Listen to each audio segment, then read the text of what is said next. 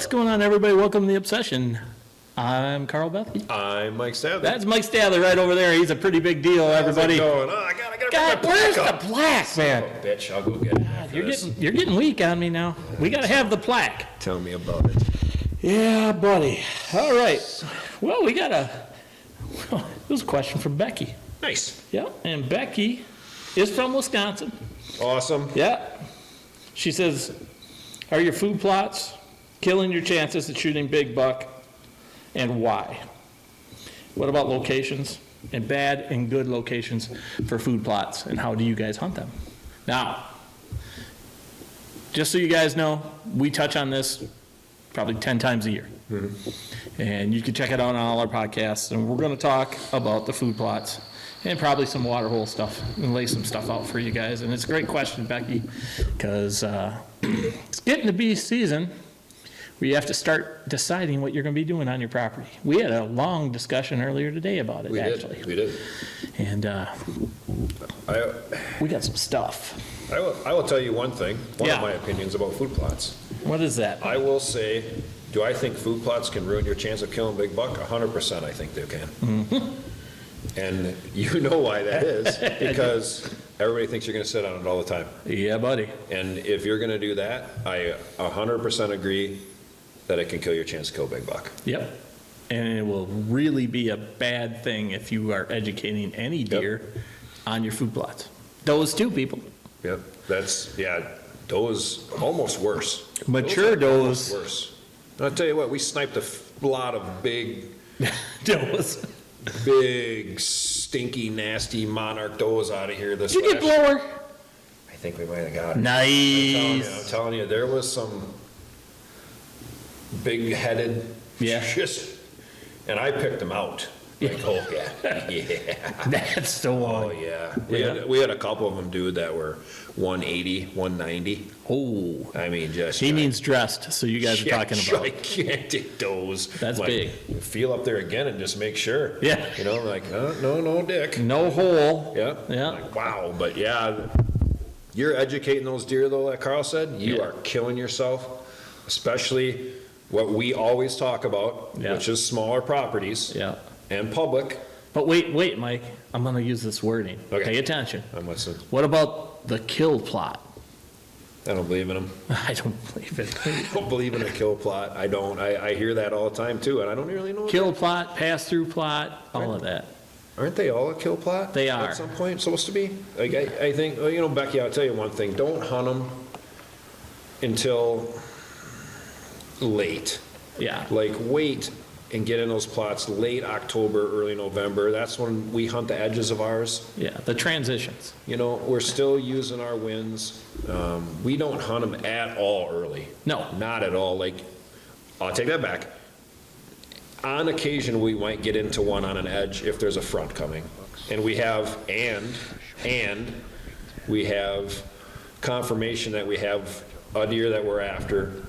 Doing the same thing over and over, and we think that our percentages are high of him showing up. Yeah, and you've done that a couple times. I've done it a couple times. Last 4 or 5 years. So anything can happen, but if you're hunting a lot early. Yeah. Well, a lot of people say, and I hear this all the time. Get him a little back. I thought I might have liver hit him. He was at 42 yards. Deer don't teach other deer. But yeah, they do. That's bullshit. We are done.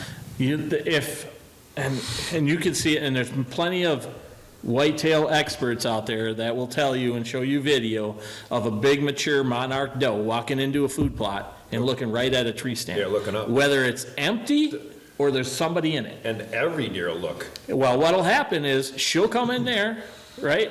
So the fawns go in first, right? Fawns are in there and they're effing around doing their thing. Yep.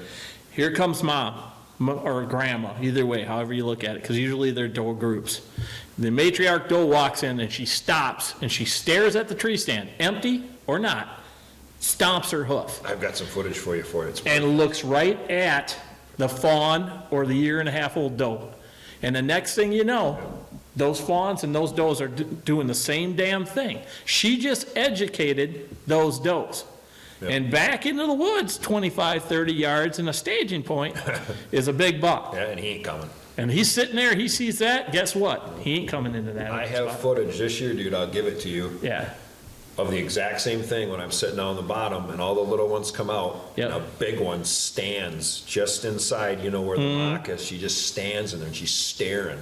Yeah, like a She big comes buck out and does. she's just deadlocked onto the blind. Yeah, I did not move.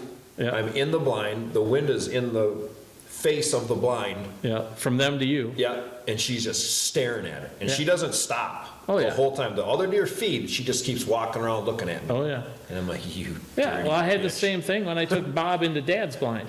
Now, that blind's there all year round. And they walk in, I got plenty of pictures and Yep. video, same thing you have. They walk in there, and they don't even look at the blind. They're just like, da-da-da-da-da. Well, when we go in there, we'll crack one window, you know, so I can film the camera out the hole or whatever, and so we can see things. That one window being open, they are that observant, where they walk in, they're like, nope. Yep. They'll Exactly. stop at the edge, see that, and be like, walk right through that thick stuff behind us through those pines. Which is why we always talk about hunting the transitions Yeah. to those plots. Plots are great. We have them. We Yeah. do them every year. Trust me, they are awesome. I feel they're one of the important things we talk about on your property. Yep. You know, food, water, cover. Yeah. That's what Small you property talk- layouts, check it out. Small property, let's check it out. Plug. Yeah. But to sit in plots and think, and I see a lot of this from the southern guys. Yeah, yeah. Their podcast, they're like, well, we sit in this food plot and we're not seeing nothing. That's my Right. southern accent, in case you know. Yeah, I got you. And I'm like, excuse me, I'm sure all the Southerners that listen I'm to sure it they will love that, appreciate yeah. that, yeah. Don't kill me for it. Yeah. It's bad. Yeah. But I see a lot of, and I'm not talking about the ones listening, I'm talking about some of the podcasts I saw, and they come here, Yeah. they come up here and they think, oh, we're gonna sit in a food plot.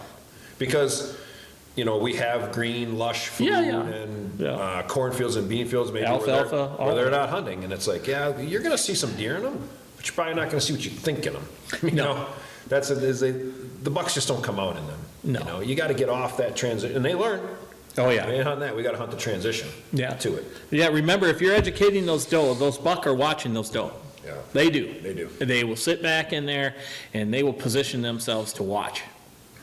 You know, and we used to do that right there across in the kill corridor. Yep. We would hunt that edge, and those doe would walk in there, and we'd be 35, 40 yards off that edge, and that buck would come in transition. He's coming in that transition. He'd stop basically right in front of us because he's watching them doe. And that's either we chose to kill him or we let him walk. And at that point, you know, you got your deer or you don't, and that's your choice.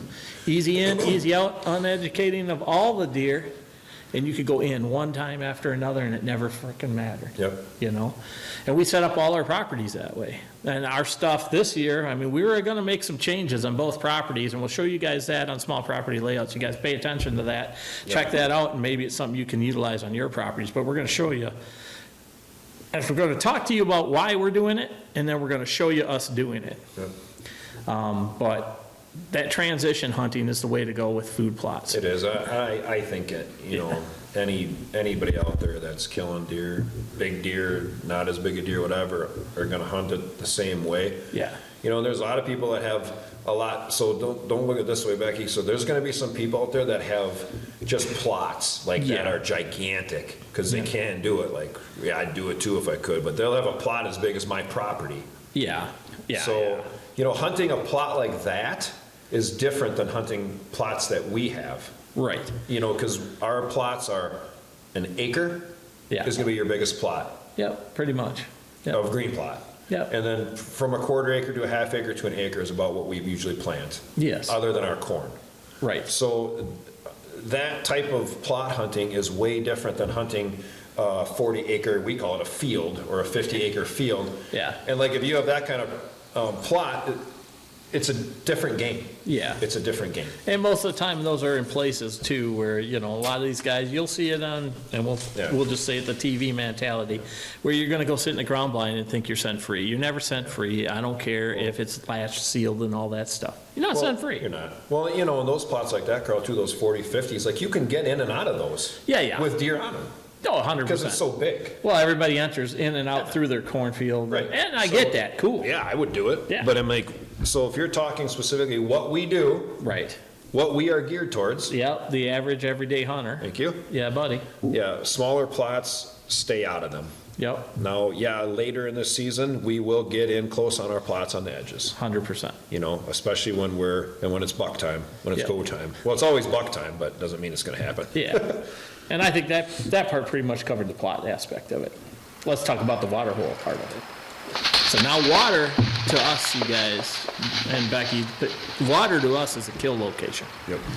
We don't have a water hole that does not have a stand set up on it, and every water hole also has a mock. Yes, I agree. And 100%. why?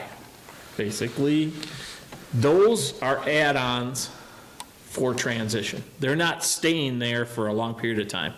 They're coming out of their bed. The water's always between bed and food. So you get to transition both ways. Morning hunting from food to bed, evening hunting, bed to food.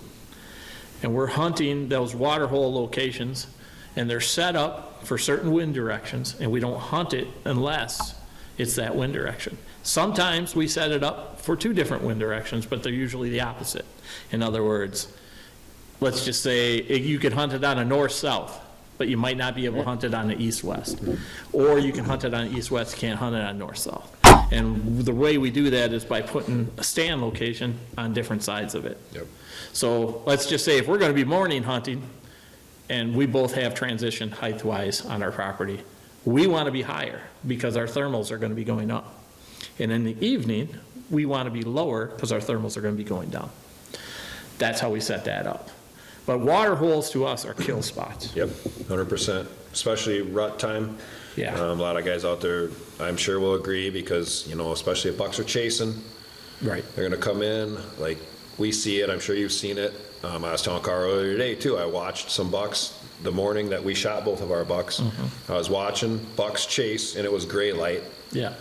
and I watched them run into my one pond, like up belly height, and just to cool off. Tongues are hanging out. Right. And then the doe would leave after getting a drink, and boom, they'd blast out of the pond, Yep. because they're using them, Yeah, and they were chasing them all night. chasing them all night. Yeah, and they're sweating, and Yep.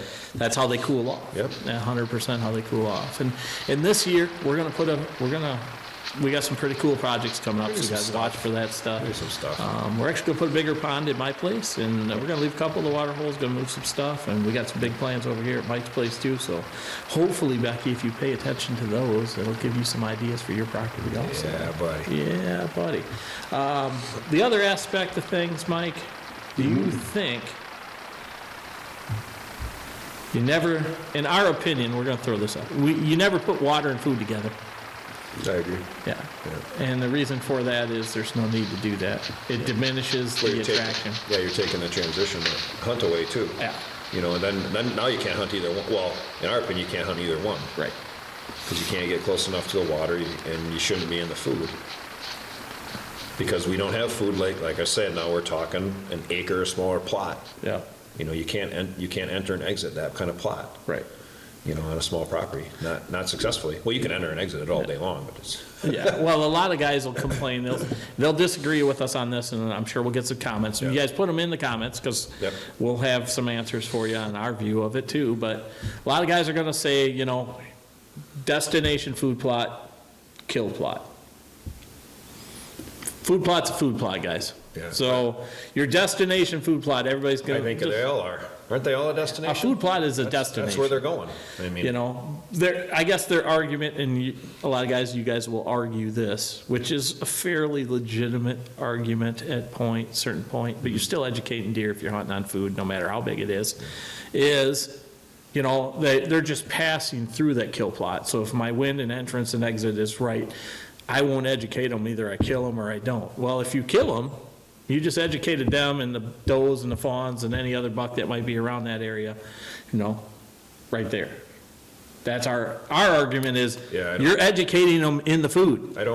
I guess I'd like somebody to send in to me, and I'm being totally honest. I don't understand what a pass-through plot is then. I don't, because I'm trying to break it down in my head, like, what the hell's a pass-through plot? Like, all my plots are set up because I want them to end up there. Right. I mean, so, They're gonna say on your spot, it would be like the back big plot that you have, that 1 acre plot, where they're coming and staging in there until dark, and then they're going out to the cornfield or beans or whatever's planted out in the neighbor's field. You know, it doesn't matter, because if I'm in there and it gets dark and there's a deer in there, I still gotta get out of there. Yeah, and that's the worst part about it. Right. If you're not hunting directly on that food, there's no chance of educating them on it. Yeah. The only time when I do hunt that plot late, I come in that super backside and I sneak in, like I go a mile out. Yes. And then come in to get to it, and then I still gotta wait. There's 2 times you hunt that plot. Yep. You hunt that plot if there's a big cold front, fairly early. Yep. Okay, and you know there's a buck in there you want to kill, because you go in there to kill him. Yep. Or when the rut's happening, you go in there with a decoy. Yep. Pre-rut. Exactly. Otherwise, you don't hunt that. Otherwise, I don't hunt it. No, but you'll hunt the flyer stand. I'll hunt flyer. Yeah, which is by what? Water. 100%. And the top of the bed. Yeah. Top of the bedding. Or the big oak right there, which is set up for a different one. Or the big oak. Yeah. So another description of how we hunt. Yeah. And another thing, like Carl's talking about some of the projects we're doing, we're gonna change some movement to make them come, you gotta give them a choice. Yes. You gotta give them a choice. Or I shouldn't say give them a choice. You gotta make them make a choice.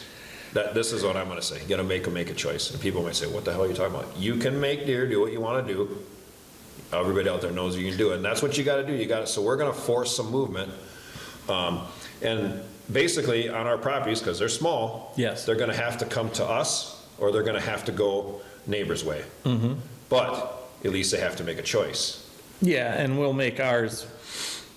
And then, so you're trying to make ours, yeah, exactly, more desirable to make that choice. So remember this, just like anything, deer are slaves to their stomach. They are influenced by safety. Gotta eat every 4 hours. Water, yep, and food. That is exactly what they need to survive. For life. Nice, I like it. But that's true. Yep. It's bed, water, and food. Yep. That's what they do. And that's their life. That's all they need. That's what their life is. Yes, sir. So hopefully that answered your question, Becky. We got long-winded. We did get a little long-winded. Hey, we got anything in the BS corner this week or no? You got anything for the BS corner? BS corner. We're trying to, we're going to be calling people or calling things out that we see on the internet that we think is BS. Oh, I did see. What do you got? I just thinking of one. Got one? God, I can't think of the podcast. But they're from the South. I'm sure somebody could probably show us. I can't find it right now. Yeah. I know how they said that. They said that hunting whitetails in the Midwest is easy. Is easy. Is easy. Oh, that's the SU guys. That's what it is? And, and I don't know what SU, it could be like FU, could be, Southern, I don't know what. Southern, I don't know, there's Southern I hope hunters. they didn't use the word university. Yeah, they're Southern hunters, and they said hunting whitetails in the Midwest is easy. Compared to hunting them down down there. So let's hear what you got to say about that. Yeah, our opinion, whitetails are whitetails, whether you're hunting them in Alabama, Kentucky, Wisconsin, Minnesota, Iowa, Indiana, all the states, you guys. Deer do deer things. Deer do deer things. We all like to think we're the greatest hunters, but whitetails are notorious for making us not be. Yeah, making us look stupid, And any good whitetail hunter who has any respect for the game that he hunts is going to tell you this. That whitetails are whitetails. They're a creature of habit. Mm-hmm. They do the same thing in any part of our country, although the terrain may be different and the transition could be longer or shorter based off of where you are. Yeah. Also, if you think hunting whitetails in the most pressured part of the nation is easy, which is a fact, you have a high misconception of whitetail hunting in my eyes all the way around. For here, for sure. Well, you ain't hunting deer like that here. I don't think, I don't know. Not to get into too much because I want to hear what people have to say, but hunting whitetails, or killing whitetails here isn't easy. I mean, some deer are. I hate to tell people, killing whitetails is not easy no matter where you are. I think people that have a lot of success, maybe you're thinking it's easy because you're having a lot of success, but I always go in thinking that it's not going to be easy. No. But. Yeah. I mean, if you have the mentality that all you do is go sit in a tree and the tree stands, deer walks by and you shoot it, in the Midwest, you got a problem. That was a comment they made on the food plot, like I was saying before. They just sit on food plots. I watched one of the podcasts that said that. Yeah. And there wasn't nothing there, and they called the guy. They called, and this, I can't remember, it's that podcast, and they said, hey, why aren't there any deer here? And the guy's like, they're like, where are you sitting? And he told him, he's like, they're sitting on brown beans. Yeah, like beans that were turning color. He's like, get out of there. There ain't gonna be any deer in there. Yeah. He's like, is there any acorns in there? There's a bunch of acorns in the woods, and you better luck going in there. Right. So they did. Yeah, well, so they got the food source that they were using at the time. Yeah, so. Yeah, and that's just a huge misconception, so. But yeah, that's BS Corner. We kept it pretty simple. There'll be some we'll elaborate more on in the future here, but let us know what you guys think about that comment. I'll show it on the page here, but also be able to check out make sure you guys check out our Blue Collar Bucks. It's our Facebook page about whitetail hunting, and everybody on there is everyday people, men, women, children, enjoying the woods and the outdoors, being proud of all the animals they took, people. Doesn't matter how big it is, and we don't care what the score or how old it is. We're going to show you guys some of the pictures right here. We appreciate each and every one watching. Yeah, buddy.